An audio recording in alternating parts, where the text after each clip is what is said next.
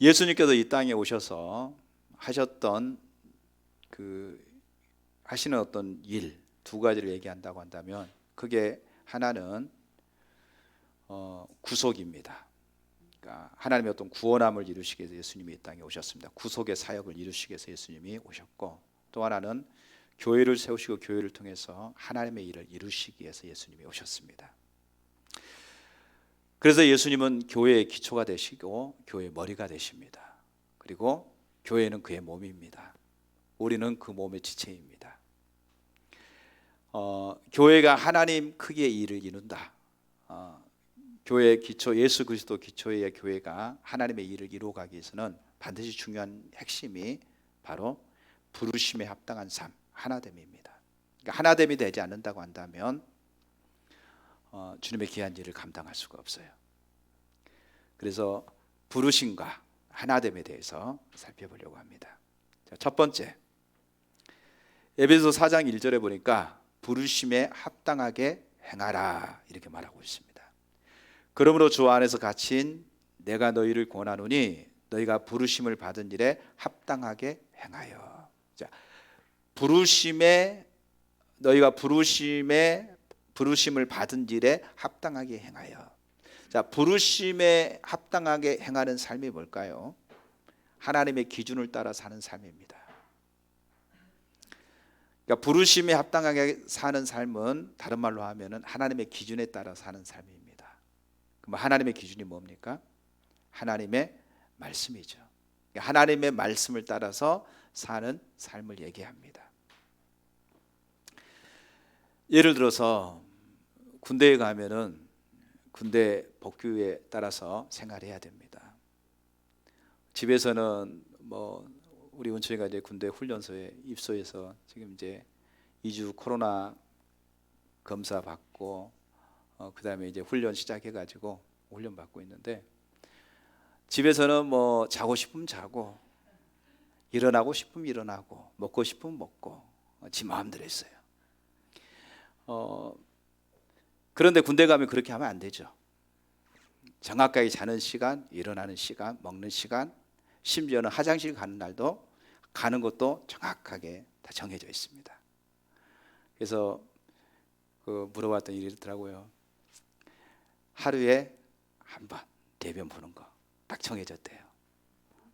예, 자기 마음대로 가고 싶다고 해서 갈 수 있는 게 아니라는 거죠. 예.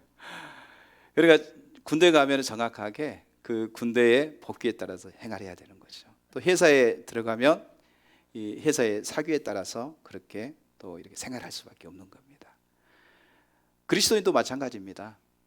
우리가 하나님의 백성, 하나님의 자녀가 됐다고 한다면은 그리스도의 법에 따라서, 그리스도의 기준에 따라서 사는 것이 너무나 당연한 겁니다. 당연히 그렇게 살아야죠. 그렇게 살지 않는 것이 이상한 거죠. 그래서 우리가 하나님의 법에 따라서, 하나님의 기준에 따라서 살아가기 위해서는 먼저 우리가 알아야 될 게 뭐냐 하면은 에베소 1장 2장에 보니까 이렇게 말하고 있습니다. 우리가 하나님을 택한 것이 아니라 하나님이 우리를 먼저 택하셨다. 하나님이 우리를 부르셨다라고 얘기하고 있습니다. 하나님이 먼저 우리를 택했다. 하나님이 먼저 우리를 부르셨다. 여러분, 중요한 것은요, 하나님이 부르시기 전에 우리는 어떤 상태였느냐. 에베소 2장 1절에 보니까 죄와 허물로 인하여 죽은 자라고 얘기하고 있습니다. 죄와 허물로 죽은 자다. 저와 여러분은 죄로 인하여 죽은 자입니다. 또 어둠 속에 속한 자입니다. 사단의 권세 아래 놓였던 자입니다. 그런 자를 하나님이 우리를 부르셔서 죄에서 생명으로, 어둠에서 빛으로, 사단의 권세에서 하나님의 능력으로 우리를 옮겨주셨습니다. 하나님이 우리를 그렇게 부르셨어요. 만약에 하나님이 우리를 죄의 권세 아래서, 사단의 권세 아래서, 어둠 속에 머물러 있는 우리를 건지셔서 생명으로, 빛으로, 그 다음에 하나님의 능력 아래로 우리를 불러주셨다는 사실을 저와 여러분이 안다고 한다면 얼마나 감격스럽고 얼마나 감사하고 얼마나 깊은 일입니까? 우리가 예전에 신령한 복에 대해서 다뤘습니다. 신령한 복을 하나님이 우리에게 복 주시되 신령한 복으로 복 주셨다. 그래서 우리를 택하신 복, 우리를 예정하신 복, 우리를 구속하신 복, 성령으로 인쳐주신 복에 대해서 쭉 다뤘습니다. 하나님이 우리를 택하셨다. 하나님이 우리를 부르셨다는 겁니다. 그리고 하나님의 자녀 삼으셨다는 겁니다. 그렇다고 한다면 당연히 저와 여러분이 이 땅에 살아갈 때에 하나님의 법에 따라서, 하나님의 기준에 따라서 사는 것은 너무나 당연하다는 거예요. 그래서 주님의 부르심 앞에 우리가 서게 될 때에 우리의 정체성을 볼 수가 있습니다. 내 과거의 정체성, 내 현재의 정체성. 과거의 정체성은 죄와 허물로 죽은 자입니다. 어둠 속에 있는 자입니다. 사단의 권세 아래 머물러 있는 자입니다. 그러나 현재의 정체성은 이제는 죄와 허물에서 우리가 이미 구원받아서 생명으로 옮김을 받은 자입니다. 어둠에서 이제 빛으로, 우리가 빛으로 인도하시는 그 빛으로 우리가 나왔습니다. 그리고 이제 하나님의 능력과 하나님의 권세 아래 저와 여러분이 있습니다. 우리가 주님 앞에 설 때마다 항상 기억해야 될 것은 뭐냐 하면은 하나님의 부르심 속에서 내가 어떤 존재라는 것을 아는 것이 매우 중요합니다. 내가 과거에 이런 자였는데 현재 이런 자로 하나님 나를 불러주셨다라고 생각할 때에 절대로 교만하지 않아요. 주님이 나를 하나님의 그 생명으로 인도하셨다는 사실을 알게 될 때에 비로소 우리는 어떻게 하느냐, 사단의 어떤 공격과 또 원수의 어떤 해방도 능히 이겨나갈 수 있습니다. 여러분, 사단은요 거짓말장입니다. 비겁해요. 사단은 우리의 과거에 대해서 너무나 잘 알아요. 사단은 우리를 공격할 때 뭘 가지고 공격하냐면 우리 과거를 가지고 공격을 해요. 과거를 너무 잘 압니다. 그래서 과거에 우리의 약한 거, 우리의 연약한 부분을 가지고 집중적으로 공격해요. 그러면 현재의 나의 정체성을 내가 깨닫지 못하면은요, 그 사단의 권세 아래 넘어질 수밖에 없습니다. 낙심하고 절망하고 좌절하고 그때는 자포자기하는 자리로 갈 수밖에 없어요. 그러나 현재의 내가 어떤 자라고 하는 내 현재의 정체성을 내가 깨닫고 알게 되면 사단이 아무리 공격한다 할지라도 거기에 미혹되지 않아요. 넘어지지 않습니다. 예수님께서 성령에 충만하여 성령의 이끌림 따라서 예수님이 광야로 나갈 때 시험하는 자가 와서 예수님을 시험합니다. 시험할 때 예수님은 마지막 시험에 이렇게 말합니다. 사단아 물러가라. 뭐 크게 얘기하지도 않아요. 그냥 사단아 물러가라. 사단이 떠나가고 천사들이 와서 예수님을 듭니다. 그러면 예수님이 사단아 물러가라 해서 사단이 물러갈까요? 예수님은 아는 겁니다. 자기가 어둠에 속한 자가 아니라는 거예요. 세상에 속한 자가 아니라는 거죠. 빛에 속한 자며 하나님께 속한 자라고 하는 사실을 아는 겁니다. 그래서 하나님께 속한 자인 것을 온전히 신뢰하고 믿었기 때문에 나는 지금 어둠에서 빛으로 또 생명으로 하나님께 속한 자인 것을 알기 때문에 담대하게 사단아 물러가라 이렇게 선포함에도 불구하고 사단이 떠나가고 천사들이 수중되는 놀라운 역사가 주어진 거죠. 우리가 마치 영적인 싸움을 하게 될 때에 마치 이런 겁니다. 큰 소리로 사단아 물러가라 그래야만이 물러가는 것처럼 생각을 해요. 데모는 그렇게 합니다. 그런데 영적 싸움은 그렇게 하는 게 아니에요. 영적 싸움은 믿음으로 하는 겁니다. 내가 하나님의 자녀, 하나님이 나와 함께 하시며 모든 죄에서 해방시켜서 바로 하나님의 백성, 하나님의 빛으로 나를 인도했다는 사실을 내가 알 때에, 그걸 신뢰할 때에, 그걸 믿을 때에 내가 주님의 자녀인 것과 주님이 우리의 기도를 들으시고 여전히 우리와 함께 하신다는 사실을 믿을 때에 우리는 담대하게 사단아 물러가라 이렇게 선포할 때에 우리를 미혹하고 우리를 넘어지게 만들고 좌절하고 낙심하게 만드는 모든 생각으로부터 우리가 자유하게 되는 것입니다.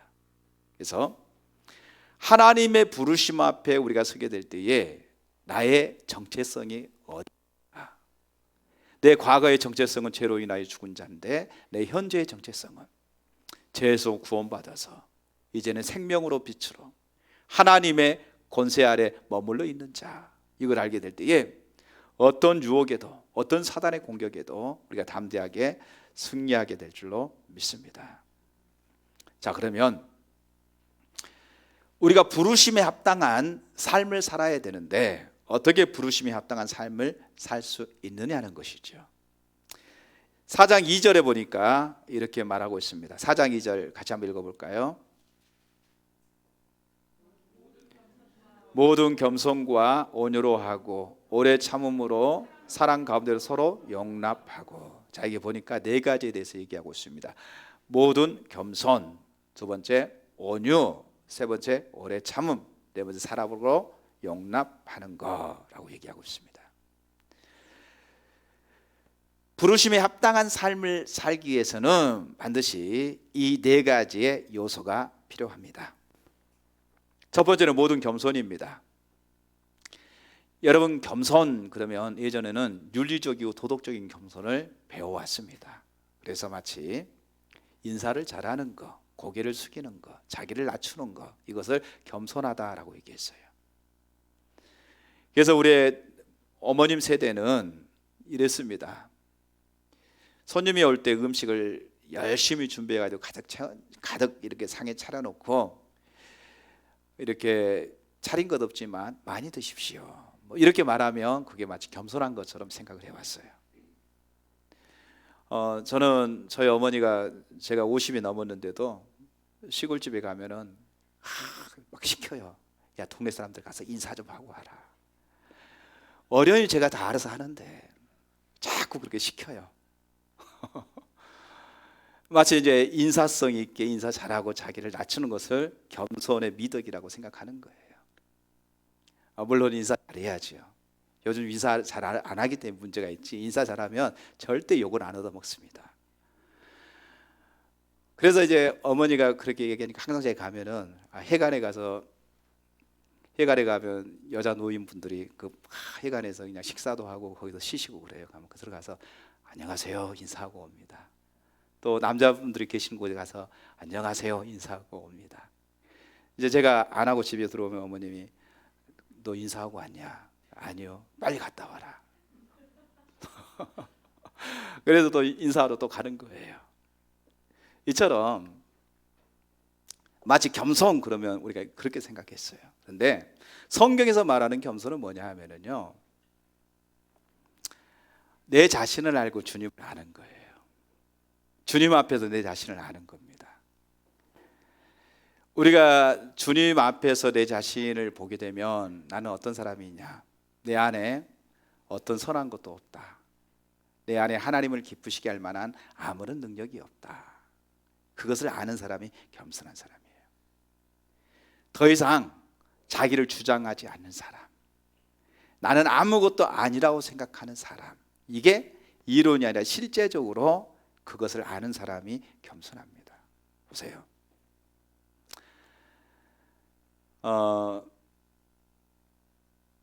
내가 아무것도 아닌데 내가 뭔가 된 줄로 생각하면은요, 된 줄로 생각하면 다른 사람은 판단하고 정죄합니다. 내가 다른 사람보다 더 괜찮은 사람이라고 생각합니다. 사도 바울의 삶을 보면요, 바울은 잘난 사람이에요.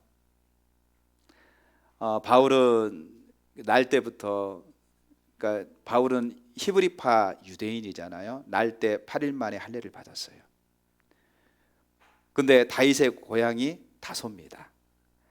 다소는 그 유대 지역에 있는 게 아니고 헬라 지역에 있는 지역입니다. 그래서 거기는 수토와 학파가 이렇게 철학이 굉장히 발달한 도시입니다. 어려서 그러니까 그리고 아버지가 로마 시민권을 가진 자입니다. 그러니까 사도 바울을 보게 될 때에 전통 유대인에다가 아버지가 로마 시민권을 가지고 있다 보니까 로마 시민권을 가지고 부유하고 그 다음에 로마 시민권을 가지고 있는 권세가 있는 집안에서 태어났어요. 그래서 어렸을 때부터 헬라 문화를 공부를 했습니다. 철학을 공부한 사람입니다. 그래서 바울은 자기가 말에는 조라나, 고린도 후서에 그렇게 얘기하잖아요. 근데 말에는 조라나 이 말이 우리가 말을 잘 못한다 이 말이 아니에요. 바울은요, 말을 아주 잘하는 사람이에요. 아주 능통하게 말을 잘하는 사람이에요. 수사학을 공부했던 사람이에요. 그러니까 언변이 뛰어난 사람이에요. 언변이 뛰어나니까 사람들이 바울을 따라서 예수 믿는 교회를 핍박하고 예수를 핍박하는 일에 앞장서 나갈 때에 주동자가 돼서 사람들이 따라서 바울을 따라서 그렇게 예수 핍박하는 일을 했지요. 그러니까 이 정도로 바울이 그런 사람인데, 처음에는 그가 예수 그리스도를 믿은 후에도요, 굉장히 자존심이 강한 사람이고 자존감이 센 사람입니다. 그래서 우리가 서신들을 보게 되면요, 이렇게 말하죠. 베드로는 누구고 요한은 누구냐? 나도 똑같은 사도다. 전혀 꿀릴 것이 없다. 이렇게 아주 강조하고 자기 자신도 굉장히 대단한 존재로 이렇게 인식을 했죠. 그런데 그리스도를 알고 또 그리스도 안에서 더 발견하고 새로워지면서 자기 자신은 그렇지 못하다는 것, 내 안에 선함이 없다는 것을 보기 시작합니다. 주님과 교제하면서 주님을 따라가는 삶을 살면서 자기 안에 어떤 선함도 없다, 자기 안에 하나님만을 기쁘시게 할 만한 아무런 능력도 없다, 이걸 발견하면서요, 자기가 주장하고 자기가 붙잡은 것들을 내려놓기 시작합니다. 그러면서 그는 이렇게 말합니다. 나는 자랑할 것이 아무것도 없다. 내가 자랑할 것은 예수 그리스도를 자랑하고 나의 약함을 자랑한다. 자기 육체의 약함을 자랑한대요. 예전에는요, 나도 자랑할 것이 있다, 나의 육체에 대해서 자랑할 것이 있다, 내가 8일 만에 할례를 받았다, 내가 히브리인 중에 히브리인이다, 난 바리새인 중에 바리새파다, 가말리엘 문화에서 공부를 했다, 자랑할 게 너무나 많았어요. 자부심을 가질 것이 너무나 많았어요. 그런데 예수님을 알게 되고 주님과도 교제하면서 주님 안에서 새로워지고 발견되면서요, 자기 것이 다 내리기 시작한 거죠. 그래서 고린도전서 15장 10절에 보면 바울은 이렇게 말합니다. 나의 나 된 것이 전적인 하나님의 은혜로 된 것입니다. 내가 다른 사도보다 더 많이 수고했습니다. 그러나 그 수고도 오직 하나님의 은혜로 된 것입니다. 내가 한 것이 아무것도 없습니다. 다 주님이 하셨습니다. 왜 그렇게 얘기할 수 있었느냐? 실제로 바울은 주님이 하신다는 사실을 알고 있었거든요. 겸손히요, 주님을 알면은요, 나를 온전케 하시고 내 마음에 선한 마음을 주시고 나를 통해서 그 일을 이루시는 그 모든 일들이 내가 한 것이 아니라 나와 함께 하신 하나님의 은혜가 주님이 하셨다는 사실을 알게 될 때에 사실을 얘기하는 거예요. 주님이 하셨다고요. 나는 아무것도 아닙니다. 나는 아무것도 못합니다. 내게 어떤 선함도 없습니다. 어떤 능력도 없습니다. 그러나 내게 능력 주시는 자 안에서 나는 다 할 수 있습니다. 이렇게 담대하게 선포하고 얘기할 수 있는 겁니다. 이게 겸손입니다. 그래서 우리가 겸손한 자리에 있을 때에 다른 사람을 나보다 더 낫게 여깁니다. 저 사람이 나보다 더 나은 사람이야. 왜? 내 안에 어떤 선함도 어떤 능력도 없잖아요. 나는 아무것도 아니잖아요. 나는 죄로 인하여 죽은 자고 나는 아무것도 아니거든요. 주님의 은혜가 아니면 나는 아무것도 아니거든요. 그러니까 내가 다른 사람을 평가할 수가 없는 거예요. 다른 사람 판단할 수가 없는 거예요. 그러니까 저 사람이 나보다 더 낫다, 더 낫게 여긴다는 거죠. 두 번째는요, 자기의 공로를 과신하지 않습니다. 아까 바울이 얘기한 것처럼 바울이 많이 수고했고 많이 애썼고 많은 사역을 감당했어요. 그런데 바울은 자기가 한 것이 아니라 나와 함께 하신 하나님의 은혜가 있다는 것을 알기 때문에 자기가 한 게 아니라는 거예요. 주님이 하셨다. 주님이 그 일을 이루셨다. 철저하게 주님이 하셨다고 주님께만 영광을 돌리고요, 주님만 드러냅니다. 주님은 흥해야 되겠고 나는 쇠해야 된다. 그래서 자기의 공로를 과신하지 않고요, 철저하게 하나님만을 높이는 자리로 서게 됩니다. 이게 겸손입니다. 두 번째는 온유입니다. 온유를 국어사전에서 보니까 이해심이 깊음, 또 부드러운 마음, 이렇게 표현하고 있더라고요. 그러니까 이해심이 깊다, 부드러운 마음이다, 이렇게 말합니다. 근데 성경에 보니까 온유는 하나님의 성품이고요, 그 다음에 성령의 열매 중에 하나더라고요. 온유가. 고린도후서 10장 1절에 보니까 너희를 대면하면 유순하고 떠나 있으면 너희에 대하여 담대한 나 바울은 이제 그리스도의 온유와 관용으로 친히 너희를 권하고, 이렇게 말하고 있습니다. 그러니까 온유가 그리스도의 성품입니다. 갈라디아서 5장 23절에 보니까 성령의, 그러니까 22절에서 23절에 보면 성령의 열매에 대해서 말합니다. 사랑과 희락과 화평과 오래 참음과 자비와 양성과 충성과 온유와 절제니, 이렇게 말하면서 온유가 성령의 열매인 것을 우리 가운데 말씀하고 있습니다. 그럼 여러분 보세요. 이 온유가 뭐냐? 성경에서 온유가 성령의 열매인데, 온유는요 중용입니다. 중용. 내가 오전에 관용이라고 했나요? 중용이라고 얘기했나요? 예, 중용. 관대한 마음이 관용이죠. 중용이죠. 중용은 중간을 지키는 겁니다. 좌로나 우로나 치우치지 않고 중간을 지키는 게 중용입니다.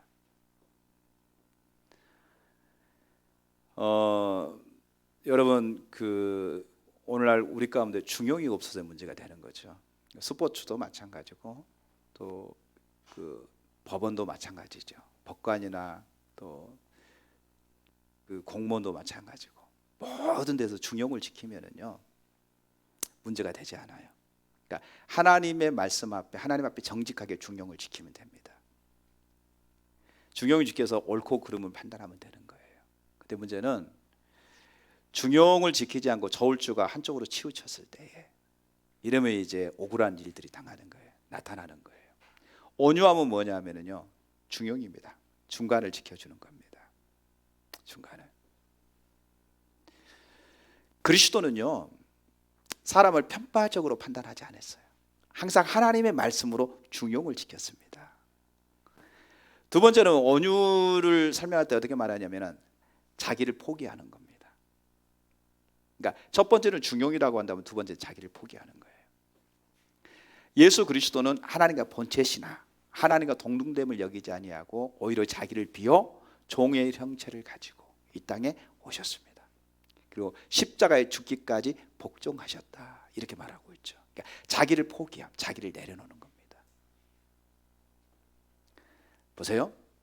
자기를 주장하려고 할 때에 우리는 편파적인 판단을 하게 돼요. 자기의 이익과 연관이 되어지는 겁니다. 그렇죠? 자기를 주장하려고 할 때에 우리는 중용을 지키지를 못합니다. 왜냐하면 뇌물을 받고 편파적인 판단을 한다든지, 아니면 자기가 아는 사람, 자기와 관계가 있는 사람 편을 들어주게 되는 거죠. 자, 이렇게 되면 다른 사람에게 억울한 일을 당하게 되는 거죠. 그러나 자기를 포기해 버리는 거예요. 자기를 내려놓는 거예요. 그럼 뭐만 가지고 하느냐? 하나님의 진리만 가지고, 하나님의 말씀만 가지고 판단하는 거예요. 하나님의 인도하심을 따라서 그냥 판단하는 거예요. 이게 온유함입니다. 온유함. 그러니까 나는 온전히 내려지는 겁니다. 자기를 포기하는 겁니다. 자기를 주장하지 않습니다. 그러니까 자기를 주장하고 자기를 사람들한테 PR하려고 하고, 자기를 나타내려고 하고, 자기 욕심을 채우려고 하다 보면 중용이 깨지는 거예요. 그런데 자기를 내려놓으니까 모든 사람한테 어떻게 되느냐? 관대한 마음을 갖게 되는 거죠. 부드러운 마음을 갖게 되는 겁니다. 사람을 갖다가 예모를 보고 판단하지 않아요. 돈 많은 사람, 가난한 사람, 많이 배운 사람, 못 배운 사람, 같은 고향인 사람, 아닌 사람, 타인, 타국에 있는 사람, 모든 사람을 대할 때에 이 기준을 가지고 대하는 거예요. 기준을 가지고 자기를 다 내려놓고 이 기준만 가지고 그 사람을 보는 거예요. 그러니까 모든 사람을 대할 때에 온유한 마음으로 대할 수 있는 거죠. 이게 성경에서 말하고 있는 온유입니다. 좀 이따 그 부분을 더 약간 살펴보도록 하겠는데요. 세 번째는 뭐냐면은 오래 참음입니다. 오래 참음. 로마서 2장 4절과 갈라디아서 5장 22절에 보니까 오래 참음도 하나님의 성품인 것을 잘 보여주고 있습니다. 로마서 2장 4절에 보니까 혹 내가 하나님의 인자하심이 너를 인도하여 회개하심을 알지 못하여 그의 인자하심과 용납하심과 같이 참으심이 풍성함을 멸시하느냐. 또 갈라디아서 5장 22절에 보니까 오직 성령의 열매는 사랑과 일합과 화평과 오래 참음과 자비와 영성과 충성과 이렇게 말하고 있죠. 오래 참음이 바로 성령의 열매고 하나님의 성품인 것을 얘기하고 있습니다. 우리의 믿음의 대상이 하나님이십니다. 그래서 하나님을 잘 아는 것이 매우 중요합니다. 우리는 혹 하나님에 대해서 오해하는 일들이 참 많아요. 어떤 사람은 하나님 무서워합니다. 우리가 잘못하면 벌 주시는 하나님 이렇게 생각하는 거죠. 하나님 우리를 죄 지을 때 곧바로 심판하시는 하나님 이렇게 하나님에 대한 오해를 가지고 있어요. 그래서 뭔가 뭐랄까요, 하나님 앞에 죄를 지으면 벌벌 떨어요. 틀림없이 안 좋은 일이 생기면 내가 그럴 줄 알았어. 이렇게 하나님에 대한 오해를 가지고 있습니다. 그런데 하나님은요 우리에게 오래 참으시는 하나님이에요. 오래 참으시는 하나님. 오래 참음이 하나님의 성품이고요 성령의 열매입니다. 자, 하나님께서 저와 여러분을 부르셨어요. 그리고 그 부르심에 합당한 삶을 살라고 우리 가운데 말씀하십니다. 그러니까 부르심에 합당한 삶을 사는 것이 그것 중에 하나가 오래 참음인데, 예를 들어서 보세요. 그러니까 부르심에 합당한 삶을 제가 처음에 여러분에게 뭐라고 설명했습니까? 부르심에 합당한 삶은 주님의 기준을 따라서 사는 삶이라고 그랬잖아요. 그 기준이 하나님의 말씀, 하나님의 말씀에 따라 사는 삶이라고 얘기했습니다. 자, 그런데 보세요. 그러면 어둠에서 빛으로 인도하셨고 죄에서 생명으로 인도하셨고 사단의 권세에서 하나님의 나라로 우리를 인도하셨어요. 그리고 복음에 합당한 삶을 살라고 주님이 말씀하시는 거예요. 그러면 복음에 합당한 삶을 쭉 이렇게 얘기하면서 모든 겸손과 온유와 오래 참음과 사랑으로 용납하는 것, 이런 삶을 사는 것인데, 말이 그 삶을 통해서 우리는 뭘 발견하게 되냐면 그리스도를 더 깊이 알게 되고 그리스도를 사랑하게 되고 그리스도 성품으로 변하게 되게 되어 있습니다. 자, 이게 너무나 당연한 겁니다. 자, 여러분 자신을 한번 봐보십시오. 실제적인 걸 봐보십시오. 내가 주님이 우리를 그 삶을 살라고 부르셨는데 과연 나는 그 삶을 살고 있는가? 그래서 더 주님을 깊이 알고 주님 안에서 계속해서 우리가 지금 재발견되고 회개하고 돌이키면서 그리스도의 성품으로 그리스도 사람으로 내가 지금 바꿔져 가고 있는가?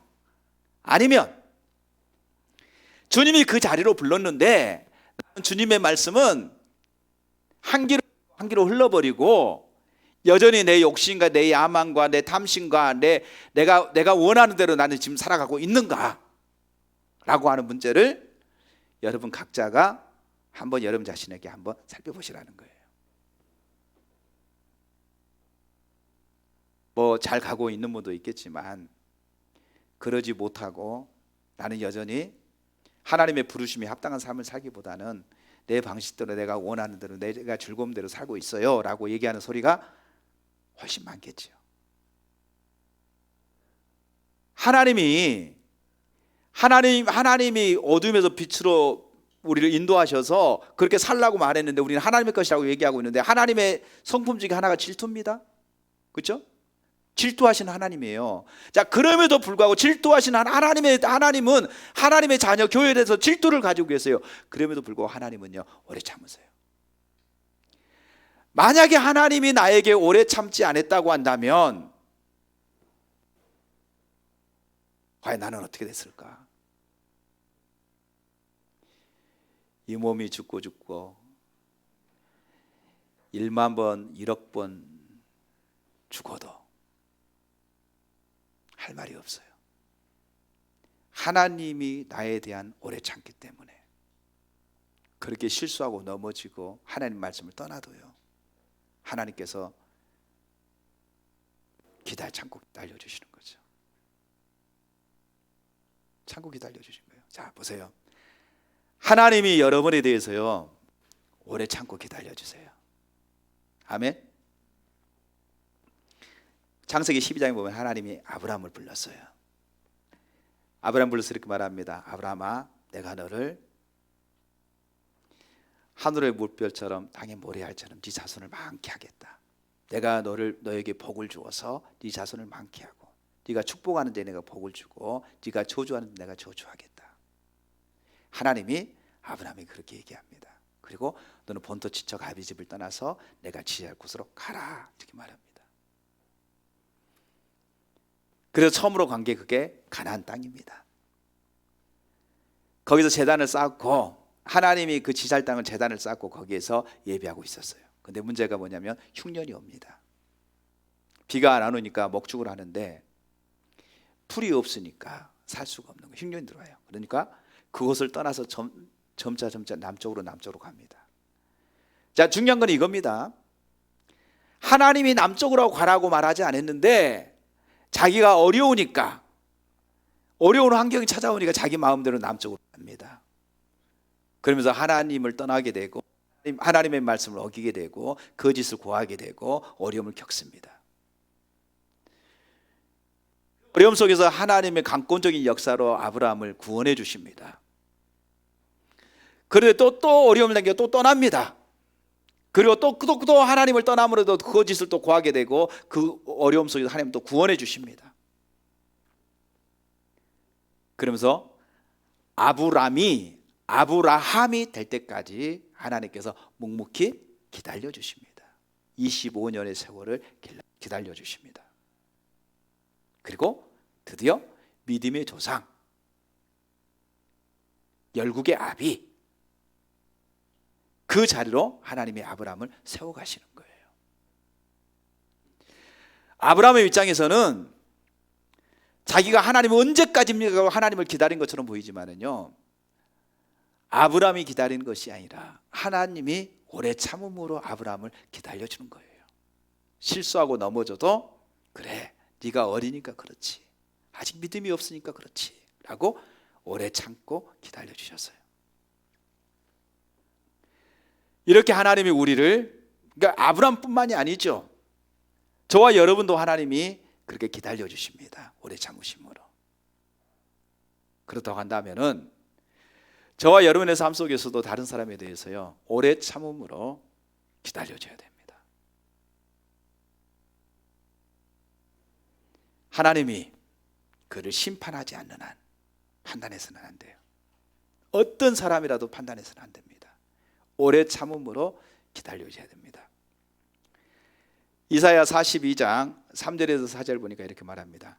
상한 갈대를 꺾지 아니하며 꺼져가는 등불을 끄지 아니하고 진실로 정의를 시행할 것이며 그는 쇠하지 아니하며 낙담하지 아니하며 세상에 정의를 세우기에 이르리니 섬들의 교훈을 앙망하리라. 이사야 42장에는요, 하나님께서 기뻐하시는 참 종에 대해서 얘기합니다. 그런데 그 특징 중에 하나가 3절에 보면 상한 갈대를 꺾지 아니하고 꺼져가는 등불을 끄지 아니하고. 자, 보세요. 갈대가 어떻게 됐어요? 상했어요. 우리는 갈대를 보면은요, 쫙쫙 일자로 펴져 있는 것인데 하나가 그냥 상해가지고 옆으로 자꾸 쓰러져요. 그럼 어떻게 할까요? 탁 끊어버리죠. 갈대를 탁 끊어버려요. 거추장스러우니까 끊어버리는 거죠. 지금 심지에 이렇게 불이 붙은데 심지가 지금 다 이렇게 기름이 떨어져 가지고 이제 꺼져가려고 해요. 그러면 이제 우리가 형광등도 이게 반짝 이렇게 계속 켜는 게 아니라 반짝반짝하면 신경이 되게 쓰여. 그럼 어떻게 해요? 갈아버려. 기다려주는 게 아니라, 꺼질 때까지 기다리는 게 아니라 갈아버려. 그런데 하나님은 상한 갈대도 꺾지 않고 꺼져가는 심지도 끄지 아니하시고 정의가 실현될 때까지 인내하면서 기다려준다고 말하고 있어요. 그러니까 하나님의 오래 참음을 얘기하고 있는 거죠. 하나님의 인생에 대한 오래 참으심. 우리가 볼 때는 한두 번 얘기하고 세 번, 네 번인데 극골이고 극골이면은 도저히 안 됐다. 그냥 탁 끊어버려야 되는데 하나님은 그렇지 않다. 끊어버려야 되면 이미 우리는 꺾어진 인생입니다. 끊어져 버린 인생입니다. 근데 하나님은 오래 참음으로 계속해서 기다려주는 거예요. 회복될 때까지, 세워질 때까지, 온전하게 하나님의 기준 가운데 세워지기까지 하나님이 인내하면서 기다려주신다는 사실입니다. 하나님이 이처럼 우리에 대해서 기다려주신 것처럼 우리도 하나님이 그를 포기하지 않는 이상, 하나님이 그를 버리지 않는 이상 인내하면서 묵묵히 기다려야 된다는 거예요. 기도하면서 하나님, 저 영혼을 긍휼히 여겨주십시오. 하나님, 저 영혼을 하나님 포기하지 마십시오. 하나님은 저 영혼을 바뀌실 수 있습니다. 하나님 역사해 주십시오. 하나님 도와주십시오 하고 오래 참음으로 우리가 다른 사람에 대해서도 기다려주는 것, 이게 오래 참음입니다. 네 번째는요, 사랑 가운데 서로 용납하라 이렇게 말하고 있습니다. 여기서 용납하다, 사랑으로 용납하라는 말은 다른 말로 하면은요, 상대방의 약함, 결점을 포함한 모든 것을 인정하고 받아들이는 겁니다. 결혼식장에 가면은요, 서로가 사랑해서 결혼을 해요. 뭐 지금은 이제 그런 주례사를 안 한다고 그래요. 당신은 이 사람을 검은 머리가 팥뿌리가 될 때까지 사랑하시겠습니까? 뭐 예를 들어서 아파도 병들어도 뭐 어떤 일이 있어도 당신의 남편으로 삼고 당신의 아내로 삼고 이 형제만을, 이 자매만을 사랑하겠습니까? 그러면 다 아멘, 예 이렇게 대답을 합니다. 결혼 서야 그렇게 하잖아요. 근데 문제는 뭐냐면 이혼을 너무 잘해. 성격 차이다, 안 맞아서, 그리고 이혼하는 거예요. 사랑은 용납하는 것이다. 사랑은 서로 용납하는 것이다. 그의 결점, 약한 거, 안 맞는 거, 이런 것도 다 용납하고 수용하고 받아주는 것이 사랑이라는 거예요. 교회 안에도 마찬가지입니다. 교회 안에도요, 동그라미가 있습니다. 세모가 있습니다. 네모가 있습니다. 육각형이 있습니다. 팔각형이 있습니다. 자, 같이 이렇게 일직선 안에서 네모, 세모, 뭐 이렇게 동그라미, 육각형, 팔각형 뭐 등 다 있어요. 그러면 그걸 굴려요. 확 굴리면 어떤 게 제일 잘 굴러갈까요? 예, 동그라미가 잘 굴러가요. 그러면 동그라미 이렇게 말하는 거죠. 야, 너 세모 뭐 하고 있어? 너 네모는 뭐 하고 있어? 너 육각형은 뭐 하고 있는 거야? 그것도 못해? 이렇게 자기 기준을 가지고 다른 사람 판단한다고 하면은 어떻게 되겠어요? 서로 간에 분쟁이 일어나는 거죠. 다툼이 일어나는 거죠. 서로 간에 시기, 미움이 일어날 수밖에 없는 겁니다. 자, 그런데 동그라미가 이렇게 생각하는 거예요. 그래, 나도 전에는 그랬지. 하나님의 은혜로 내가 동글동글하게 된 거야. 저 사람들이 지금 세모, 네모 다 동그라미가 되고 싶은데 되지 못했기 때문에 지금 저렇게 살고 있고 저런 모난 성격을 가지고 있고 저렇게 행동하고 있는 거지. 믿음이 연약하니까 저럴 수밖에 없는 거야 라고 수용하고 용납하는 겁니다. 받아주는 겁니다. 그리고 그를 위해서 기도해 주는 겁니다. 판단하고 그 사람에서 수근수근거리고 비난하는 것이 아니라, 삼각형이 어떻게 굴러갈 수 있겠어요? 강제로 힘을 돌려서 하면 몇 바퀴 굴러갈지 모르지만 그냥 멈춰버리죠. 네모도 마찬가지죠. 동그라미처럼 샥 굴러가지는 않죠.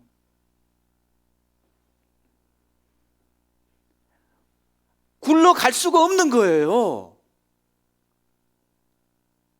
그런데 그 안 굴러온다고 그냥 막 싫은 소리 하고 짜증내고 이런 절대로 하나는 안 되는 거예요. 사랑으로 용납한다는 것은 뭐냐 하면요, 있는 그대로 받아주는 거예요. 수용하는 거예요. 그리고 그 사람이 잘 굴러갈 수 있도록 하나님의 은혜 가운데 잘 빚어져서 이제 둥글둥글하게 굴러갈 수 있도록 서로 협력해 주는 관계를 갖는 겁니다.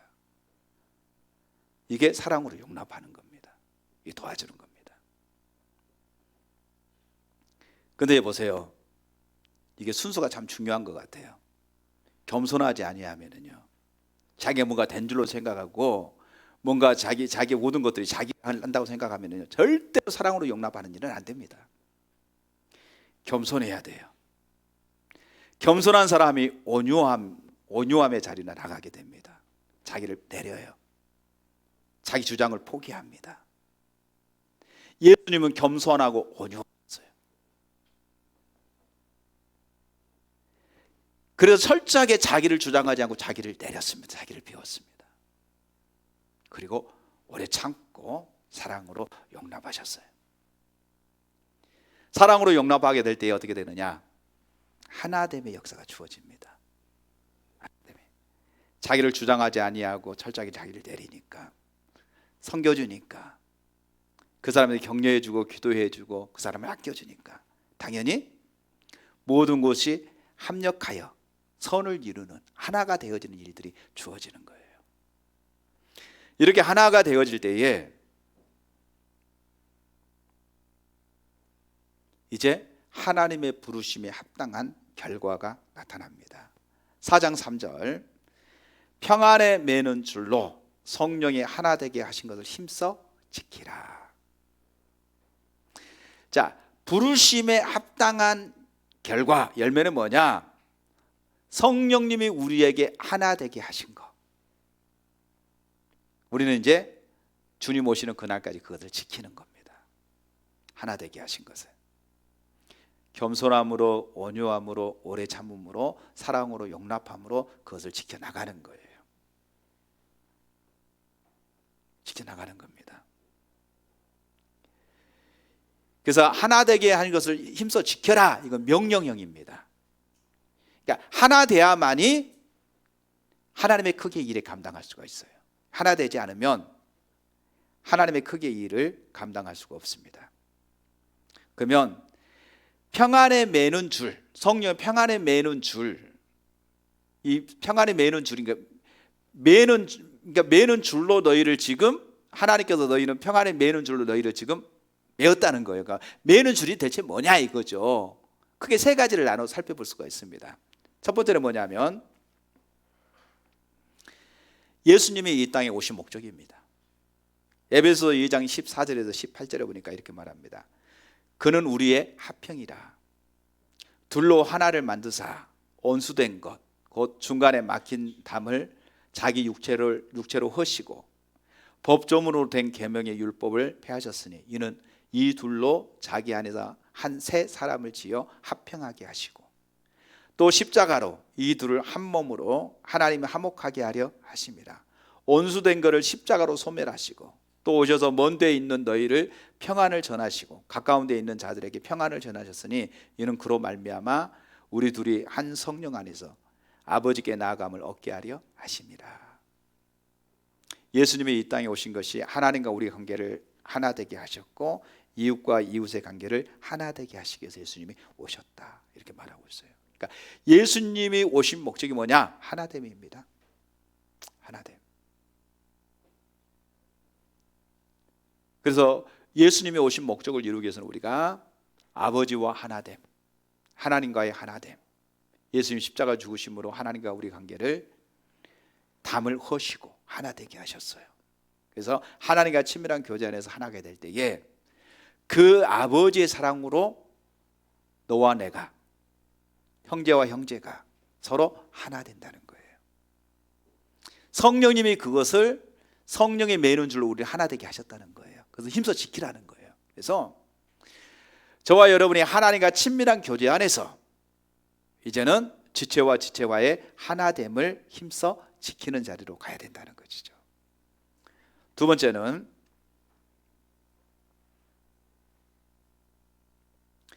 이것이 우리에게 주신 사명이기 때문이다. 고린도후서 5장 18절에 보니까 이렇게 말합니다.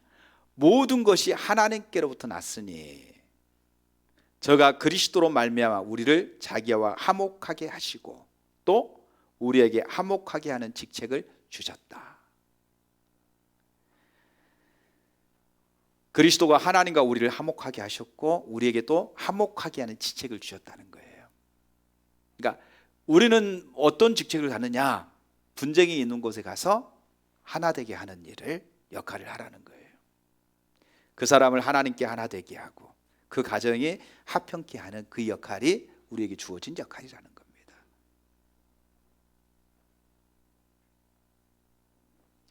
세 번째, 하나됨을 힘써 지켜야 하는 이유는 이것이 영적 전쟁과 관련이 있기 때문이다. 우리가 하나 되면 하나님께서는 교회를 하나 되게 하셨고요, 가정을 하나 되게 하셨어요, 직장을 하나 되게 하셨어요, 공동체가 하나 되게 하셨어요. 하나 되게 하신 것은 주님께서 우리에게 원하시는 겁니다. 그러면 특별히 교회를 하나 되게 하는 것을 깨트리는 것은 누구의 역사나? 사단의 역사라는 거예요. 그래서 철저하게 교회를 깨트리는 사단의 역사에 대해서는 영적인 방해인 것을 알고 철저하게 차단시키는 것이 매우 중요하다는 거죠. 성경 구절 두 구절만 살펴보도록 하겠습니다. 로마서 16장 17절에서 18절. 형제들아, 내가 너희를 권하노니 너희가 배운 교훈을 거슬려 분쟁을 일으키거나 거치게 하는 들을 살피고 그들에게서 떠나라. 이 같은 자들은 우리 주 그리스도의 섬기지 아니하고 다만 자기들의 배만 섬기나니 교활한 말과 아첨하는 말로 순진한 자들의 마음을 미혹하느니라. 첫 번째로 뭐냐 하면은요, 교리적인 이단들을 갖다가 철저하게 분리시켜서 그 이단들을 교회에서 내쫓으라는 거예요. 여러분 보세요. 우리가 예전에 하나님의 나라에 대해서 이렇게 살펴보면서 하나님의 나라가 우리 가운데 임할 때에 교회가 태동됩니다. 교회가 생겨나는 거예요. 하나님 나라가 우리 가운데 임했어요. 하나님 나라가 임하고 그다음에 뭐가 생겼다고요? 교회가 생긴 겁니다. 교회가. 그러면 교회가 하나님 나라입니까? 아닙니까? 교회는 하나님 나라가 아닙니다. 하나님 나라가 우리 가운데 임함으로 교회가 생겨났지만 교회는 하나님 나라는 아니에요. 만약에 교회와 하나님 나라를 일치시킨다고 한다면요, 교회에 있는 모든 사람은 다 하나님 나라 백성이고 다 구원받아야 돼요. 그런데 교회에 다닌다고 해서 다 구원받는 사람은 아니에요. 교회 안에 구원받지 못한 사람들도 있다는 거예요. 그래서 우리가 마태복음 13장에 보면 비유로 얘기하는 것이죠. 가라지 비유에 대해 얘기하고 있고요. 그 다음에 어부가 이렇게 바다에 그물을 던져가지고 고기를 잡는 좋은 고기와 나쁜 고기를 분리시켜서 좋은 고기는 그릇에 담고 나쁜 고기는 버리는 일들을 하게 되죠. 이 비유를 통해서 뭐냐면, 그러면 그물은 뭐냐? 그물은 교회입니다. 그물 안에 좋은 고기와 나쁜 고기가 같이 섞여 있는 거예요. 섞여 있어서 좋은 고기는 그릇에 담아요. 나쁜 고기는 버리는 겁니다. 또한 이렇게 말해요. 가라지 비유죠. 농부가 씨를 뿌렸습니다. 곡물을 뿌렸습니다. 곡물을 뿌렸습니다. 그런데 밭에 보니까 틀림없이 농부는 곡물을 뿌렸는데 거기에 뭐가 자랐어요? 가라지가 자랐어요. 그러면 이제 농부가 가을이 돼가 추수를 할 때는요, 곡식은 걷어서 곡간에 넣지만 가라지는 어떻게 해요? 불에 태워요. 버린단 말이죠. 그럼 그 농지, 그 밭이 뭐예요? 교회입니다. 마찬가지로요, 교회 안에 하나님께부터 오지 않는 사단에게 속한 게 있다는 거예요. 교회 안에 그게 들어와서 어떤 역할을 하느냐? 복음을 변질시키는 겁니다. 참다운 그리스도인을 복음에서 변질시켜서 하나님을 떠나게 만들려고 하는 분열을 만들려고 하는 악한 역사라는 거예요. 그래서 혹 그런 자들이 교회 안에 있거든 너희는 하나됨을 힘써 지키라는 거예요. 그러면 그런 자들 철저하게 분별해서 내쫓으라는 거죠.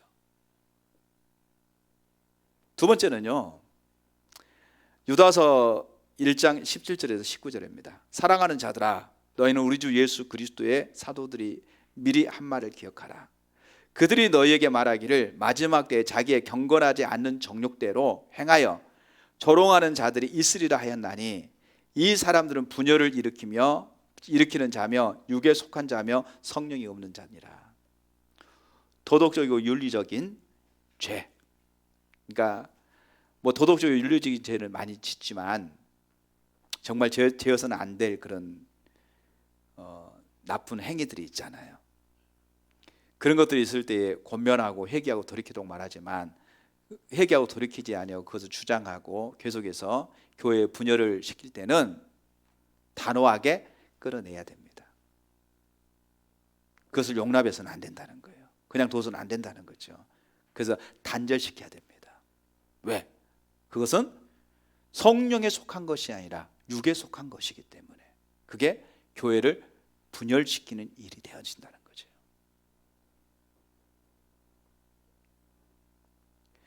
그래서 우리가 영적 전쟁을 통해서, 영적 싸움을 통해서 이 하나됨을 방해하는 요소들, 이 방해하는 요소들을 분별해서 저것은 하나님께 속한 것이 아니고 저거는 마귀에 속했구나, 교회를 분열시켜서 교회를 해방하려고 하는구나, 이랬을 때는요 가감없이 권면해서 돌이키지 않으면 출교를 시켜야 되는 거예요. 그래야만 교회가 보호되는 겁니다. 사도행전 5장에 봐보십시오. 아나니아와 삽비라 부부가요 성령을 속인 죄로 인해서 하나님이 그들의 생명을 거두셨습니다. 이것은 단호하게 하나님의 교회를 보호하고 교회의 하나됨을 보호하기 위함입니다. 그럼 여러분 생각해 보십시오. 아나니아와 삽비라 부부가 왜 그런 일을 했을까요? 인정받으려고, 사람들한테 인정받으려고, 사도들한테 인정받으려고. 그러다 보니까 그 일들을 하게 되는 거죠. 아나니아 삽비라 부부가 죽었습니다. 교회가 깨질 것처럼 보입니다. 그러나 하나님께서 교회를 더 하나되게 하세요. 믿는 자와 믿지 않는 자가 분리시킵니다. 믿는 자는 힘써 더 모이기를 힘쓰게 되고요, 더 하나님의 합당한 삶을 살게 되고 더 믿는 자의 수를 하나님 더해 가시는 역사가 주어집니다. 이처럼 우리의 영적 싸움, 영적 전쟁을 통해서 하나님이 하나 되게 하신 것이 무엇인가를 살펴볼 수가 있습니다. 오늘 말씀을 정리해 보겠습니다. 오늘 우리는 교회의 토대 되신 예수 그리스도, 그 다음에 교회는 그의 몸입니다. 우리는 그리스도의 지체입니다. 그래서 주님이 우리를 부르셨습니다. 부르셔서 우리를 하나 되게 하셨습니다. 그 하나됨을 통해서 하나님께서 우리 가운데 하시고자 하신 놀라운 일에 동참시키길 원하십니다. 우리가 주님을 택한 것이 아니라 주님이 우리를 주님이 우리를 부르셨습니다. 어둠에서 빛으로, 사망에서 생명으로, 사단의 권속 아래서 이제는 주님의 권세 앞으로 우리를 부르셨습니다. 그리고 우리에게 이제 부르심에 합당한 삶을 살라고 말합니다. 부르심에 합당한 삶은 하나님의 진리, 하나님의 말씀, 하나님의 기준을 따라서 사는 삶입니다. 그 삶에 살기 위해서는요 모든 겸손과 온유와 오래 참음과 사랑으로 용납하는 것을 필요합니다. 이것은 전적으로 하나님과의 친밀한 교제 안에 있을 때 성령의 인도하심 따라 되어지는 열매들입니다. 그 삶이 가능합니다. 주님과 교제 없이는 절대로 오래 참고 용납할 수가 없습니다. 그래서 우리가 주님과의 관계 안에서 이런 겸손과 온유와 오래 참음과 사랑으로 용납하는 그 모든 삶이 가능합니다. 이 삶은 그리스도가 이 땅에 오신 목적입니다. 그리고 우리에게 주어진 사명입니다. 그 사명 감당하는 치열한 영적 전투가 있습니다. 그 영적 전투를 통해서 우리가 더 깨워서 그리스도가 하나 되게 하신 그 하나됨을 이룸으로 인해서 이 땅에서 하나님께서 하시고자 하시는 그 일에 동참하는 그런 교회, 그런 교회에 속한 모든 지체들이 되시기를 주님의 이름으로 축원합니다. 찬양하고 기도하겠습니다.